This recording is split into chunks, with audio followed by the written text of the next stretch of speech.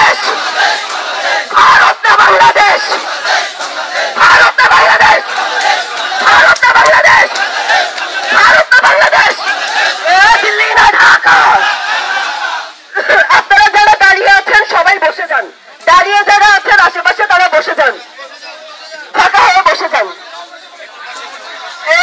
দিল্লি না ঢাকা, দিল্লি না ঢাকা, দিল্লি না ঢাকা, দিল্লি না ঢাকা।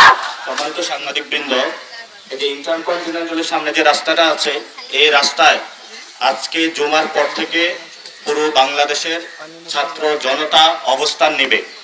আজকে আমরা জুলাইতে ফেরত যাচ্ছি।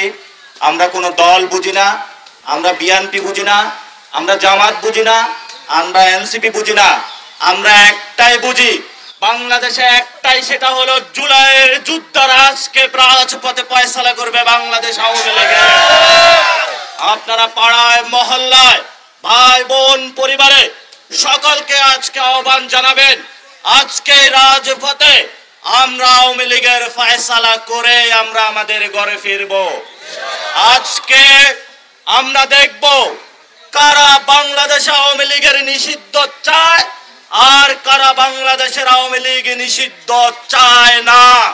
রাজপথে আজকে ফয়সালা হবে। সকল দল যারা নেতা কর্মী রয়েছেন, আপনারা গত 15 বছরে যে ভিক্টিমাইজেশন হয়েছেন, গুম হয়েছেন, খুন হয়েছেন, কিন্তু আপনাদের যারা দলীয় লিডার ছিল সেই লিডারদেরকে আপনারা কোথাও পান নাই। আপনারা জনগণ, আপনারাই শক্তি, আপনারাই গুম হয়েছেন, আপনারাই খুন হয়েছেন, আপনারাই জেলে গিয়েছেন। আপনারাই যদি আজকে রাজপথে নেমে আসুন, তাহলে এই ইন্ডিয়ান যে এক্সটেনশন 1972 সালের যে সংবিধান দিয়ে বাংলাদেশে চেপে বসেছিল, আজকে আমাদের আরেক স্বাধীনতার স্বপ্ন ভোর এসেছে। আজকে বাদ জুমা সকল বাংলাদেশের নাগরিক আপনারা আজকে এখানে ইন্টারকন্টিনেন্টালের সামনে মঞ্চ তৈরি হচ্ছে, ঐক্যবদ্ধভাবে জমায়েত হন। আজকে আমরা রাজপথের ফয়সালা নিয়ে ঘরে ফিরবো ইনশাআল্লাহ। সেই লড়াইয়ের অগ্রিম অভিনন্দন জানিয়ে আমাদের প্রেস কনফারেন্স এখানে সমাপ্ত হলো। তবে জুমা পর্যন্ত এখানে আমাদের অবস্থান কর্মসূচি চলবে।